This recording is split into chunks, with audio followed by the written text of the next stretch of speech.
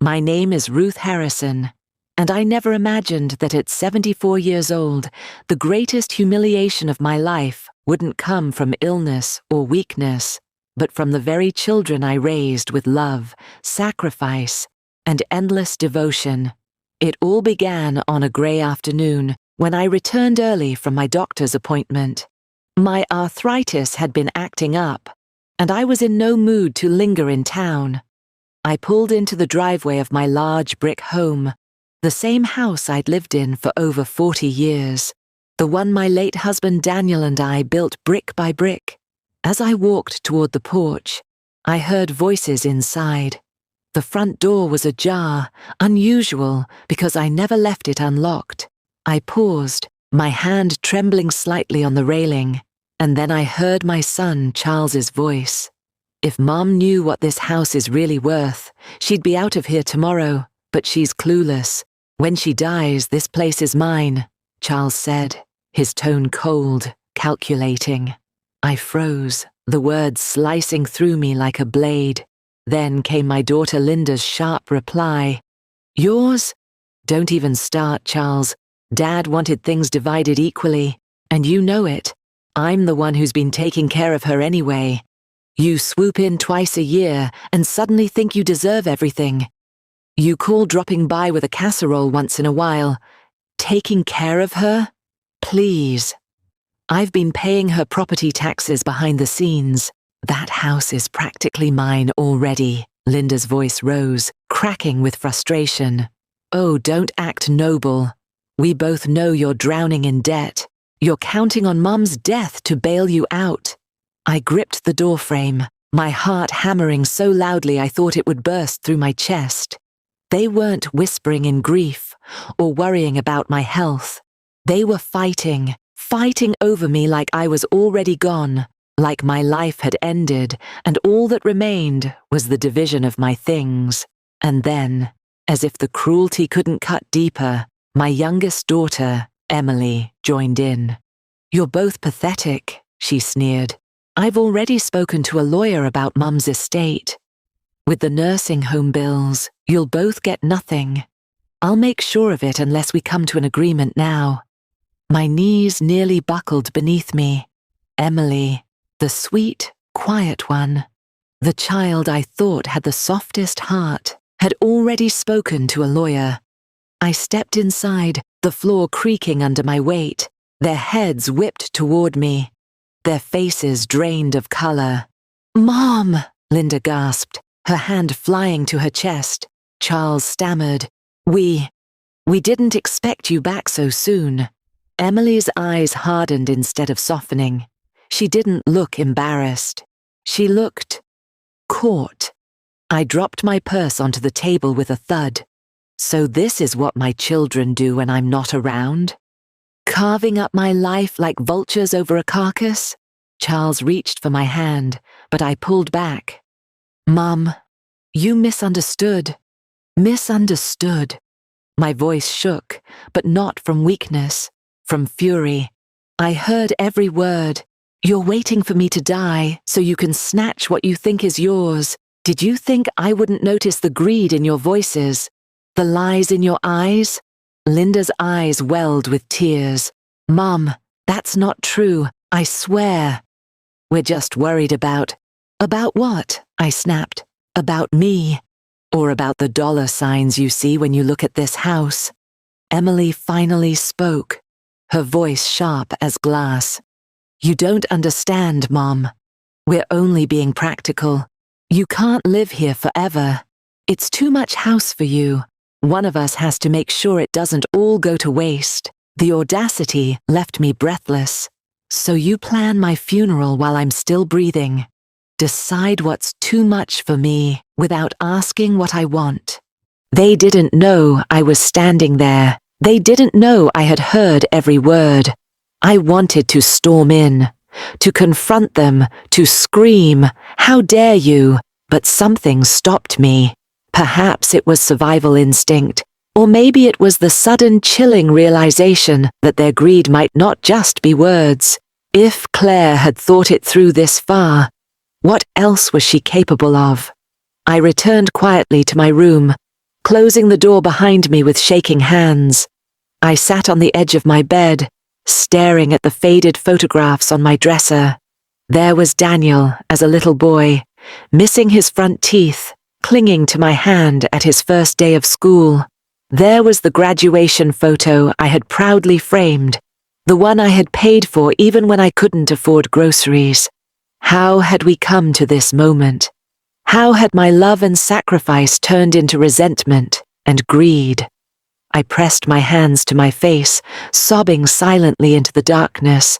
Betrayal burned hot inside me, but beneath it, a strange clarity began to take form. They thought I was helpless. They thought I was weak. They thought I had nothing left but the few years of life they were waiting to be rid of. But they were wrong. And as I sat there in the silence of my room, I whispered to myself, if they want a burden, they'll get one, but not the kind they expect. I straightened my back, wiped my tears, and looked at myself in the mirror. For the first time in years, I saw not just an old woman, but the steel beneath the wrinkles. Claire's words echoed in my ears. She's worth more dead than alive. Maybe they didn't know me as well as they thought. Maybe they didn't know what I was hiding. And as the night deepened, a plan began to form in my mind, one that would change everything. I didn't sleep that night. Every time I closed my eyes, the words came back to me, sharp and cruel, like glass shards pressing into my chest. She's worth more dead than alive. By dawn, I was sitting at the edge of my bed, staring at the faint light creeping through the curtains. The house was silent, except for the occasional creak of the wooden floorboards. I felt like a stranger in my own home. But the truth was, this wasn't the first time Daniel and Claire had shown me their coldness. It was just the first time I had heard it spoken so clearly, so heartlessly. When Daniel was little, we had nothing. His father, my late husband, died in a factory accident when Daniel was only 7. I had no time to grieve. I had a child to raise and bills to pay. I worked double shifts at the diner down the street, scrubbing greasy pans, wiping counters, smiling at rude customers, just so I could bring home a few dollars. At night, I would sit at the kitchen table, my hands aching, and help Daniel with his homework. "Mom, I don't want you to be tired anymore," he once said, his little hands clutching mine. I smiled at him then, even though my heart broke. "Don't worry, sweetheart. Someday, you'll grow up, and you'll make all of this worth it." I lived for those words. For years, I carried the hope that my sacrifices would mean Daniel could have the life I never did. And he did. He went to college, thanks to my savings. Every dollar I had managed to scrape together, I put toward his education. I denied myself everything: new clothes, vacations, even decent meals. I wore patched shoes until the soles gave out, while Daniel wore pressed shirts and had a roof over his head in his college dorm. And now he thought I was worth more dead than alive. When Daniel brought Claire home for the first time, I wanted to like her. She was beautiful, confident, with sharp eyes that missed nothing. She shook my hand firmly, smiling just enough to hide the fact that she was already evaluating me, like a judge. "Your home is quaint," she had said that day, her tone polite but laced with subtle disdain. I told myself I was overthinking it. But over the years, little by little, I noticed her influence over Daniel. He began speaking to me differently, less warmly, more dismissive. Decisions about the house, about my life, were discussed between them first, and I was only informed afterward. They convinced me to move into the spare room for my safety. I gave up my own bedroom, my own furniture, even some of my heirlooms, because Claire insisted the house should look modern. At first, I thought it was just change, but soon I realized it was control. What Daniel and Claire didn't know was that I wasn't nearly as helpless as they believed. Yes, I let them think my only income was my pension. Yes, I let them assume that my savings had run dry. But that wasn't the truth. Years ago, while working at the diner, I started a small side business, baking pies and cakes for local events. At first, it was just neighbors and church folks, but word spread. Eventually, I was supplying pastries for weddings and community fairs. By the time I retired, I had quietly saved a considerable sum. Not millions, but enough to ensure I'd never truly be dependent. And then there was something else. Something even bigger. Something they didn't know I had. A secret investment tied to someone from my past. But I wasn't ready to reveal that yet. Not even to myself fully. His jaw tightened. He wasn't offering to help. He was angling for control. Linda, meanwhile, took a different route. She brought groceries, cooked me meals, and insisted on doing my laundry. On the surface, it seemed like kindness, but one night, I overheard her whispering on the phone to her husband, "If I stay close to Mum, she'll leave me the house. Charles doesn't stand a chance if I play the devoted daughter." And Emily? Emily became distant, calculating.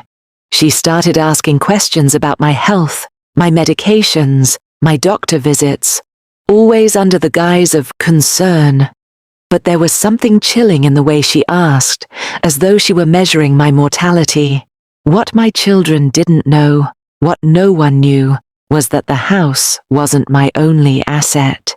Years ago, after Daniel's death, I had inherited a small piece of land from my parents. It wasn't much at the time, but when a development company built shopping centers nearby, the value skyrocketed. Quietly, I sold part of it and invested the money. Over the years, that investment grew into something substantial. Between the land, the stocks, and my savings, my estate was worth well over $1.2 million. But to my children, the house was the crown jewel. They assumed it was all I had, and that was my advantage. One evening, I invited all three of them over for dinner. I cooked pot roast, their father's favorite, hoping it might soften the mood, but the atmosphere was tense from the moment they arrived. Charles kept glancing at his watch. Linda fussed over the table as though to prove her domestic devotion, and Emily sat stone-faced, scrolling through her phone. Finally, I set down my fork and spoke. "I want to talk about the future." Their heads snapped up, eyes gleaming like predators sensing prey. "What kind of future?" Charles asked carefully. "My estate," I said bluntly. Silence fell. "I know you've all been thinking about it," I continued. "So let's clear the air." Linda's voice trembled. "Mum, we're just concerned about you. We want to make sure you're taken care of." "Don't lie to me," I snapped, my patience gone. "I heard you that day. You weren't worried about me. You were fighting over what you think you'll inherit." Emily's lips curved into a cold smile.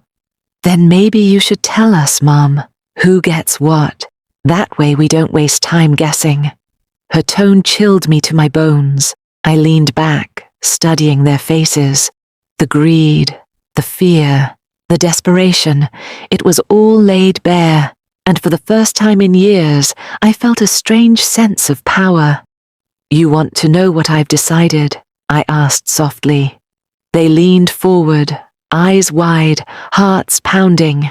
I stood, my chair scraping against the floor. "Then meet me this Sunday at the attorney's office. Mr. Whitaker will explain everything." Charles frowned. "Why there? Why not here?" "Because," I said, my voice low, "what you'll hear isn't just about the house. There are things you don't know, things I've kept hidden." Their mouths fell open in shock, and with that, I left them in stunned silence, retreating to my room with one final thought echoing in my mind. They think they're ready for the truth, but the truth will tear them apart. The night I found Evelyn's papers, I barely slept. My heart thundered with a mixture of fear and power. I wasn't helpless. In fact, for the first time in years, I held a weapon. The truth. But how to use it? Daniel and Claire thought they controlled me, that I was just an old woman waiting to fade away. They didn't know about my secret investment. They didn't know the clause in those documents made my death useless to them. And most of all, they didn't know I had overheard their plan. I decided it was time to stop being silent. A week later, on a Sunday afternoon, I called for a family meeting. Daniel, Claire, I said over breakfast, my voice calm, even. I think it's time we discuss some important matters. About the house. About my will. Claire's eyes gleamed instantly. Finally, she said under her breath, but not quietly enough. Daniel shifted in his seat, uneasy. Mom, maybe. No, I interrupted firmly. This can't wait. I want everyone present. Tonight, by everyone. I meant not only Daniel and Claire, but Evelyn too. She had agreed to stand by me, though she didn't yet know all the details. I also called my lawyer, Mr. Whitman, a steady man who had known me since Daniel was a child. If there was going to be a reckoning, I wanted witnesses. That evening, the living room was heavy with tension. The curtains were drawn, the lamps glowed dimly, and the air felt thick enough to choke on. Daniel sat stiffly on the couch, his fingers drumming against his knee. Claire perched beside him, her chin high, eyes sharp with impatience. Evelyn sat quietly near the corner, her hands folded in her lap, watching carefully. Mr. Whitman spread some files on the coffee table. His presence alone made Claire twitch. All right, Mother, Claire said, her smile tight. What's this all about? You've had us waiting for weeks to discuss your arrangements. The way she said arrangements made bile rise in my throat. I steadied myself. This is about my future and my past, and about the truth I've kept from both of you. I opened the envelope Evelyn had returned to me and laid the papers on the table. These, I said, my voice steady, are records of an investment I made decades ago. Money I earned, money I saved, money I built through hard work and sacrifice. You both assumed I had nothing left. You were wrong. Daniel leaned forward, his brow furrowing. Claire snatched up the papers, flipping through them with greedy eyes. This is a lot, she stammered. Her voice trembled before turning sharp again. Why didn't you tell us? Because it wasn't yours to know, I replied coldly. This was my safety, my independence, something no one could take from me. Daniel's face paled. Mom, I don't understand. Why keep it a secret?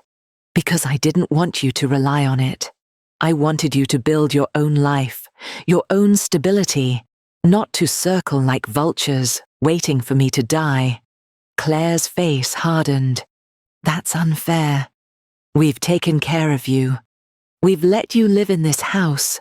My house. I cut in sharply, my voice cracking like thunder. This house was mine long before you came into the picture, Claire. The room grew tense. Claire's mask slipped, revealing the venom beneath. You think you can play games with us, she hissed. We've been patient. We've tolerated your old ways. But don't forget, everything here is tied to Daniel now. You can't change that.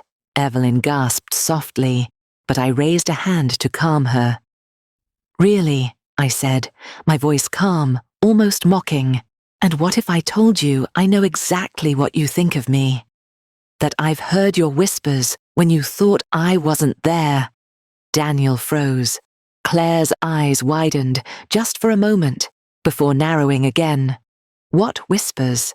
Daniel asked, his voice low. I leaned forward, my eyes locking with his. She's worth more dead than alive. Those were your words, Daniel. Or should I say, your wife's words, with your silence as agreement. Evelyn's hand flew to her mouth. Mr. Whitman's jaw tightened. Daniel stood abruptly, his face flushing. Mom, it's not what you think. Linda's face turned red. At least I cared for her. What have you done, Emily? Texted her once a month. Checked in only to ask about her health, hoping she'd drop dead sooner rather than later. Emily's eyes narrowed like daggers. Better than you, crying poor while trying to steal everything for yourself. Enough, I shouted, slamming my hand on the table. The room went silent. Do you hear yourselves? Fighting over my things while I'm still breathing? What kind of children have I raised? Mr. Whittaker cleared his throat again. There's more. All eyes turned to him. Your mother instructed me to reveal this only when the time was right. Mrs. Thompson, are you sure you want me to proceed? I nodded. He opened a sealed envelope and pulled out several documents. This, he said, holding up a faded deed, is the land your mother inherited years ago from her parents. She quietly sold part of it and invested the proceeds. Those investments grew. But that's not the only hidden matter, Emily sneered. What else could there possibly be? Whittaker's gaze darkened. Your father, Daniel Thompson, left behind more than you were told. My children froze. What do you mean? Linda whispered. Before his death, Daniel wrote a letter and entrusted it to me, to be shared if his family ever turned on each other. In that letter, he revealed he had created a trust fund for one of you only. The silence was suffocating. Charles leaned forward, his face pale. Which one of us? Whittaker slid the letter across the table. My hands trembled as I opened it.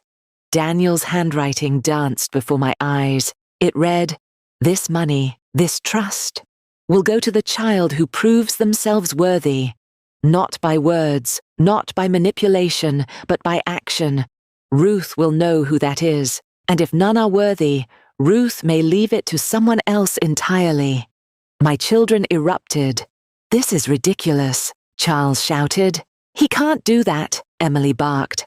Linda's eyes filled with tears. Mom, you wouldn't cut us all out, would you? I looked at them, really looked.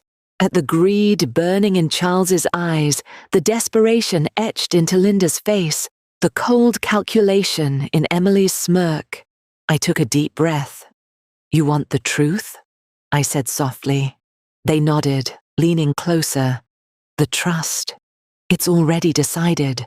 Their jaws dropped. What? Charles demanded. I've already named the beneficiary, I said, and it's not any of you. The room erupted in shouts, outrage, disbelief, betrayal. Emily slammed her hands on the table. Who then, Mom? Who? I looked at each of them, tears in my eyes, then turned toward the door. At that exact moment, it opened, and in walked a young woman none of them recognized. Calm, graceful, her eyes full of quiet strength. Meet Anna, I said, my voice trembling but firm. She's the one I chose. The one you never saw coming. My children gasped in unison. Who the hell is she? Charles barked. The tension was suffocating. I held my head high.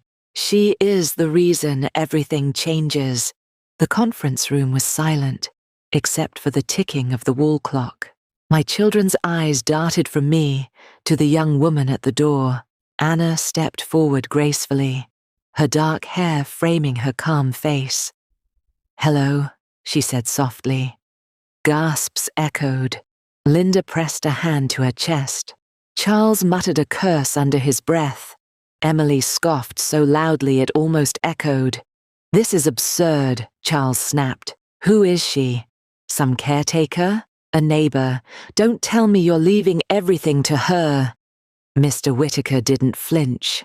Please, let Mrs. Thompson finish. You all deserve to hear the full truth, I steadied myself. Anna is not a stranger. She's the daughter of Margaret Reynolds, your father's first love, long before he met me. When Margaret passed away, Anna was left alone, with nothing. Daniel swore to look after her in whatever way he could, though it was quiet, discreet, out of guilt, out of love, out of honor. I'll never know. But he trusted me to decide her future if anything ever happened to him. Linda gasped. You knew about her? All these years? Yes, I admitted, my voice trembling. And when I saw the way you all fought over what I had, like scavengers over scraps, I realized Daniel was right. None of you were ready. None of you saw me as a mother anymore, just as a key to a bank vault. Emily slammed her phone on the table. So you're giving everything to some illegitimate... Careful, Mr. Whittaker cut in sharply. That kind of language won't be tolerated here. Anna's eyes filled with quiet tears, but she stood tall. Word had spread quickly. My estate meeting wasn't just private anymore. A few extended relatives, family friends, and even neighbors had gathered outside Whittaker's office, whispering rumors. By the time Whittaker opened the door and allowed them inside, the air buzzed with tension. Charles looked horrified. Why are they here? Because, I said firmly, the truth deserves witnesses. The room filled with murmurs. People I'd known for decades stared at my children with pity, some with disgust. Mr. Whittaker raised his voice. Here is the reality. Mrs. Thompson's estate amounts to approximately $1.2 million. She has the legal right to assign her assets as she chooses. She has chosen Anna Reynolds as the sole trustee and heir to her investments, accounts, and properties, with certain conditions for her care. A collective gasp spread through the crowd. What? Charles roared, his face purple with rage. This is a joke. A sick joke. Linda buried her face in her hands, sobbing loudly. Mother, how could you? After everything I did for you. Emily stood up, her hands on her hips, glaring at the crowd. She's lost her mind. That's the only explanation. She's old, confused, manipulated. Confused? I shot back, my voice rising with years of suppressed anger. Confused is what I was when I heard you whispering about my death. Confused is what I felt when you fought over money I hadn't even given. But today, I am crystal clear, the crowd murmured. Gasps followed my words. Mr. Whittaker held up a legal document. For clarity, we had your mother undergo a medical evaluation last week. The results confirm she is fully competent, of sound mind, and absolutely capable of making this decision. Emily's face drained of color. A neighbor's voice cut through the silence. Shameful. Fighting over your mother's grave while she's alive. Gasps and whispers spread, all aimed at my children. Their reputations, once untouchable, crumbled before their eyes. Charles tried one last time. This won't hold up in court. I'll fight it, Mr. Whittaker calmly adjusted his glasses. You're welcome to try. But let me remind you, your father's trust specifically gave Ruth the power to decide, and any attempt to challenge the will could leave you with absolutely nothing. Charles froze. Linda wailed. Emily sat down, speechless, staring at the table as if it might swallow her whole. I turned to Anna. My dear, this doesn't mean I don't love my children, but love does not mean rewarding betrayal. You have shown me kindness, respect, and patience when I had no reason to expect it. And for that, Daniel's legacy, and mine, belongs with you. Anna clasped my hands tightly, her eyes shimmering. I promise I will honor it, and honor you. Claire's mask slipped. Her face reddened, her words spilling like venom. You all act so high and mighty, but you don't know what it's like living with her. She controls everything, keeps secrets, hoards money while we struggle. She doesn't deserve enough, I roared, my voice echoing across the hall. The room went dead silent. I kept my savings secret not to hurt you, but to protect myself. Because I knew greed when I saw it. And I was right. Tears stung my eyes as I looked at Daniel. I raised you, Daniel. I sacrificed everything for you, and you, my own son, saw me as a payday. Daniel's lips trembled. For the first time, guilt flickered across his face, but Claire grabbed his arm, hissing, "Don't you dare apologize. We're not finished." Among those gathered was Judge Harper, a retired family court judge and longtime family friend. She rose slowly, her expression grave. "I have heard enough," she said, her voice commanding. "What you two have done, conspiring to profit from your mother's death, signing away rights to money that isn't yours, borders on criminal exploitation." Gasps echoed again. Claire's bravado faltered. Daniel's shoulders slumped. The judge continued, "If Mrs. Harper wishes, I can help initiate proceedings. At the very least, this community now knows the truth of your intentions." Claire sank into her chair, her face pale. Daniel covered his face with his hands, shame written in every line. I stepped forward then, my heart hammering, but my voice steady. "From this moment on, I revoke any inheritance you expected. I am transferring my estate to a trust, one that benefits causes I believe in and people who truly care for me. Daniel, Claire, you will receive nothing." A collective gasp filled the room. Some clapped softly, others whispered in astonishment. Evelyn's eyes filled with tears, of relief, of pride. Claire bolted up, screaming, "You can't do this, we're family." I stared at her coldly. Family isn't blood. Family is love, respect, and loyalty, and you've shown me none of those. The hall erupted into murmurs of agreement.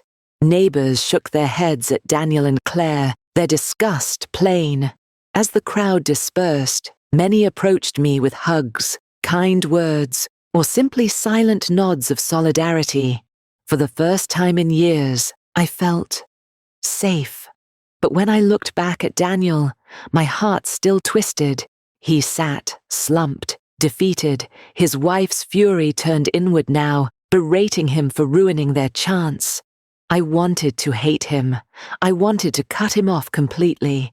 But he was still my son, and that truth weighed heavier than any contract or betrayal.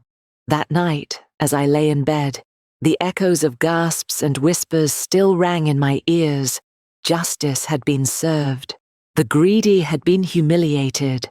My independence was secured, but one question lingered, clawing at my heart in the silence. Could a mother ever truly stop loving her child, even when he wished her dead? It's strange how life can both break and mend you at the same time.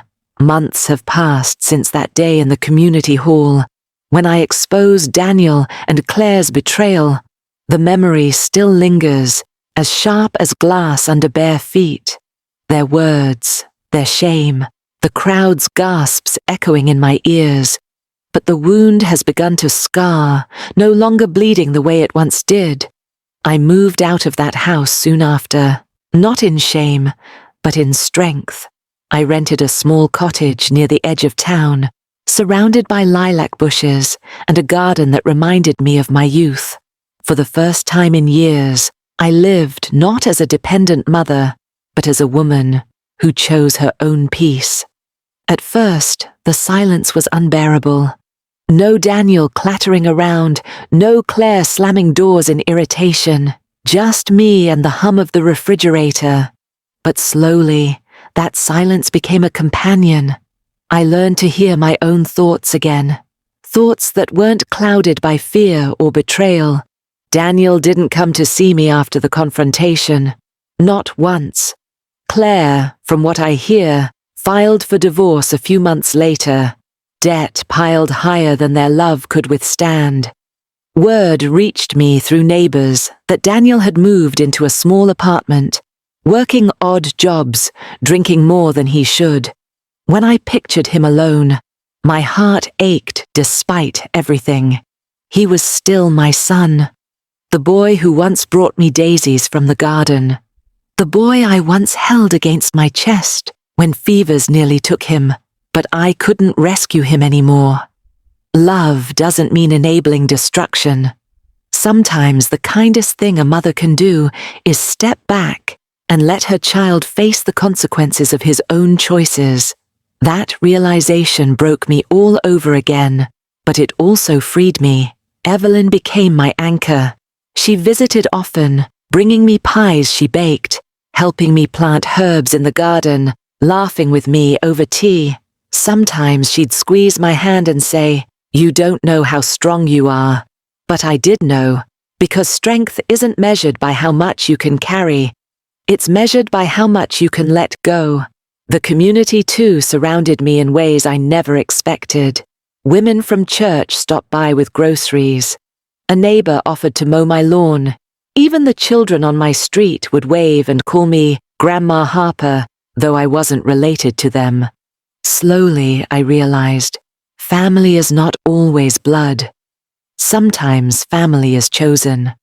One evening, while watching the sunset paint the sky in streaks of orange and pink, I pulled out my old journal. I wrote about the incident, about Daniel's words that sliced me open. "She's worth more dead than alive." I wrote about how those words nearly destroyed me, but also about how they pushed me to finally stand up for myself. If he hadn't said them, maybe I would have continued living quietly in their shadows, slowly fading away. In a twisted way, his cruelty became my awakening. Nearly a year later, on a cold winter evening, there was a knock at my door. I opened it to find Daniel standing there. His face was thinner, older somehow, lines of regret etched deeply into his skin.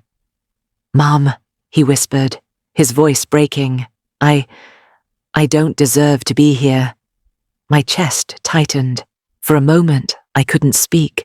All the hurt, all the betrayal surged back like a tide. But then I saw his eyes, not cold, not greedy, but hollow, desperate, drowning. "Why are you here, Daniel?" I asked softly. Tears filled his eyes.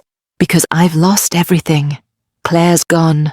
The debts nearly swallowed me whole. And every night I hear your voice, the way you said family is love, respect, and loyalty. And I realized I never gave you that. I just want to say I'm sorry."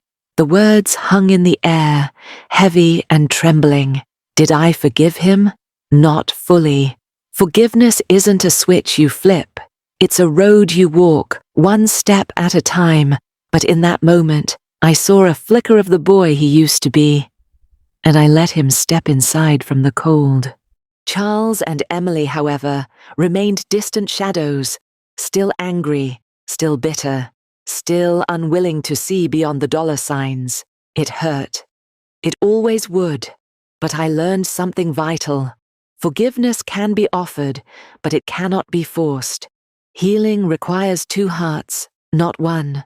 As winter gave way to spring again, I sat by the window one morning, sipping tea, watching sunlight dance across the garden.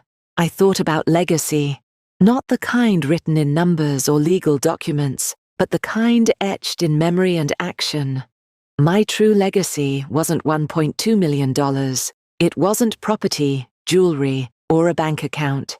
It was the courage to say, "I will not reward betrayal." It was the wisdom to place trust where it was truly valued. It was the foundation Anna built, helping countless forgotten women. And perhaps it was also the second chance I gave Linda, who finally remembered that love mattered more than money. If you're listening to my story, remember this. Money reveals hearts, sometimes ugly, sometimes beautiful. Family is not defined by blood, but by loyalty, kindness and respect. It is never too late to set boundaries, no matter your age. And above all, your worth is not measured by what you can leave behind, but by how you live while you're still here. I had spent too many years believing my value was tied to my estate. It wasn't. My value was my voice, my choices, and my ability to stand up, even when standing hurt. Years later, when I look back, I don't regret what I did. Yes, it fractured my family. Yes, it left scars, but it also revealed truth, restored dignity, and gave me peace. One evening, as the sun dipped low, Linda asked me quietly, "Mother, do you ever wish you had chosen differently?" I smiled softly. "No, my dear, because for once in my life, I chose what was right, not what was easy." She took my hand, and in that moment, I knew, even if my family was broken, I was not. So if you find yourself in my shoes someday, torn between love and betrayal, between wealth and wisdom, remember this story. Protect your heart, protect your dignity, and never let anyone, even your own blood, make you feel like your only value is the wealth you leave behind. Because the greatest inheritance you can give is not money. It's the lesson of courage, truth, and self-respect. And maybe, just maybe, that's worth more than $1.2 million.